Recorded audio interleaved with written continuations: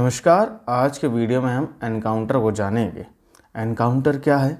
Encounter उस स्थिति को कहा जाता है जिसमें पुलिस या कानून लागू करने वाली एजेंसियां किसी अपराधी को आत्मरक्षा के नाम पर या अन्य कारणों से गोली मार देती है, जिससे कि उसकी मृत्यु हो जाती है। आप पहले नंबर पिक्चरों में देख सकते हैं। हालांकि यह कानून के तहत उचित प्रक्रिया के बिना किया जाता है, मतलब कि कानून के प्रोसीजर को फॉलो किए बिना ही किया जाता है और इसे गैर न्यायिक हत्या माना जाता है। अक्सर एनकाउंटर उन अपराधियों के खिलाफ होते हैं जो गंभीर अपराधों में शामिल होते हैं, जैसे कि हत्या, आतंकवाद या संगठित अपराध। अब जान लेते हैं कि एनकाउंटर को लेकर कानूनी प्रावधान क्या है। तो भारत में एनकाउंटर से संबंधित कोई विशेष कानून नहीं है, लेकिन कुछ सामान्य प्रावधान है। हमारे संविधान में कोई विशेष कानून नहीं दिया है एनकाउंटर को लेकर, लेकिन कुछ सामान्य प्रावधान जरूर है जो पुलिस को अपने कर्तव्य का पालन करने और आत्मरक्षा में आवश्यक कार्रवाई करने का आदेश देते हैं। भारतीय न्याय संहिता BNS इसके तहत धारा 34 और धारा 44 के अंतर्गत गिरफ्तारियों में व्यक्तिगत सुरक्षा के आधार पर मौत का कारण बनने पर कानूनी छूट दी जाती है। जैसे कि अगर कोई पुलिस वाले किसी अपराधी को गिरफ्तार करने के लिए जाते हैं और वह अपराधी उन पर गोली चला देता है या जानलेवा हमला कर देता है, तो आत्मरक्षा के लिए उस पर गोली चलाना या व्यक्तिगत सुरक्षा के आधार पर मौत का कारण बनने पर कानूनी छूट दी जाती है। इस पर सशस्त्र बल विशेष शक्तियाँ अधिनियम आस्पा, इसमें धारा 4 के अनुसार सशस्त्र बलों को कुछ विशेष शक्तियाँ मिलती है। जैसे कि मणिपुर में आस्पा लागू है, arm force special power act, जहाँ पर चार लोगों का या किसी समूह का खड़ा होना वर्जित है या आर्म्स लेके चलना वर्जित है, तो उनके ऊपर गोली चला के एनकाउंटर कर देने पर कुछ विशेष शक्तियाँ मिलती है, जिसके कारण इन पर कोई कार्रवाई नहीं होगी। अब चलिए जानते हैं फर्जी मुठभेड़ों में पीड़ितों के अधिकार क्या है। एनकाउंटर में मारे गए व्यक्ति या उनके परिजनों को भी अपने अधिकारों के लिए कुछ प्रावधान के तहत न्याय पाने का अधिकार है। जैसे कि अनुच्छेद 14 यह कहता है कि कानून के समक्ष समानता का अधिकार देता है। अनुच्छेद 21 यह कहता है कि यह व्यक्तिगत स्वतंत्रता का अधिकार देता है, जो दोषी माने जाने तक हर व्यक्ति की रक्षा करता है। अनुच्छेद 22 यह बताता है कि जब तक व्यक्ति को दोषी सिद्ध नहीं किया जाता वह निर्दोष माना जाएगा और उसे कुछ अधिकार मिलते हैं। सुप्रीम कोर्ट ने एनकाउंटर को लेकर कुछ दिशा निर्देश दिए हैं। सुप्रीम कोर्ट ने एनकाउंटर में मौत के मामले में एक निष्पक्ष, स्वतंत्र एवं गहन जांच की प्रक्रिया सुनिश्चित करने के लिए कुछ दिशा निर्देश जारी किए हैं। इनमें से कुछ महत्वपूर्ण बिंदु हैं, चलिए हम उन बिंदुओं को जान लेते हैं।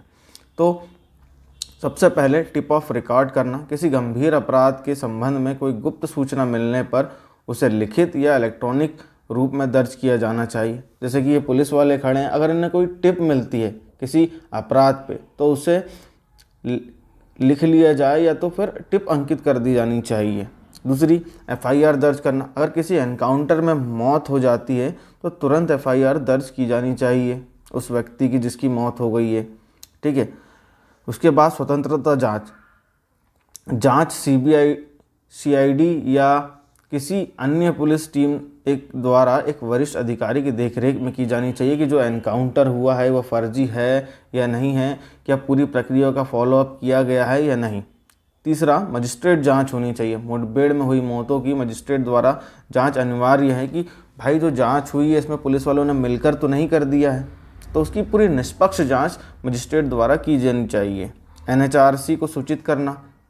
हमारा जो राष्ट्रीय मानवाधिकार आयोग है उसको एनकाउंटर की घटना के बारे में सूचित किया जाना चाहिए।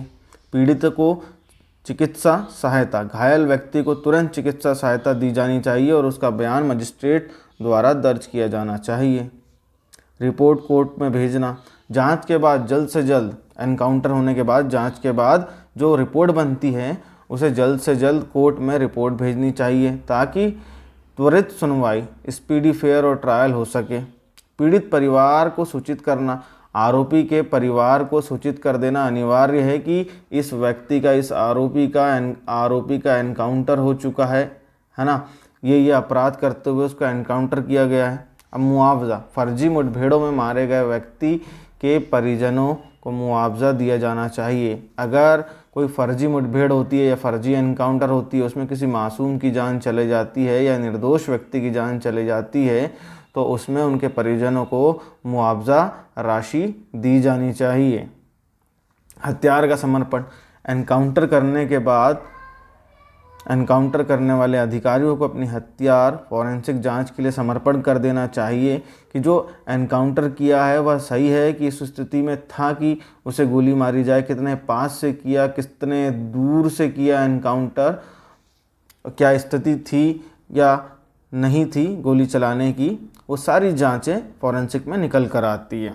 चलिए अब उदाहरण के लिए हम समझ लेते हैं, मान लेते हैं कि एक अपराधी जिस पर हत्या और लूटपाट का आरोप है, उसको पुलिस द्वारा घेर लिया गया है और वह भागने की कोशिश करता है, जैसे कि हम इस फोटो में देख सकते हैं। आत्मरक्षा का हवाला देकर पुलिस उस पर गोली मार देती है ना। इसे आत्मरक्षा का हवाला देकर ये पुलिस वाला जैसे इस पर गोली चला देता है, गोली मार देती है। इस स्थिति में होता क्या है, अगर एनकाउंटर उचित प्रक्रिया के तहत किया गया है, अगर एनकाउंटर एक उचित प्रक्रिया के तहत किया गया है तो इसे कानूनी माना जा सकता है। लेकिन अगर सबूतों की कमी या पुलिस ने बिना किसी सबूत के गोली चलाई हो तो इसे फर्जी एनकाउंटर कहा जाएगा और सुप्रीम कोर्ट के दिशा निर्देश के तहत जांच होगी, जो कि अभी हमने कुछ देर पहले ऊपर ही पढ़ा है। इन दिशा निर्देशों का उद्देश्य यह सुनिश्चित करना है कि न्याय के नाम पर किसी निर्दोष की जान न ली जाए और पुलिस अपने अधिकारों का दुरुपयोग न करे, कि पुलिस के पास पावर है तो किसी को भी एनकाउंटर कर दिया जाए, है ना, न्याय के नाम पर, है ना, जस्टिस के नाम पर किसी निर्दोष व्यक्ति की हत्या कर दी जाए। तो ये सब सारी चीज़ें नहीं होना चाहिए। फिर मिलेंगे अगले वीडियो टॉपिक में, बने रहिए।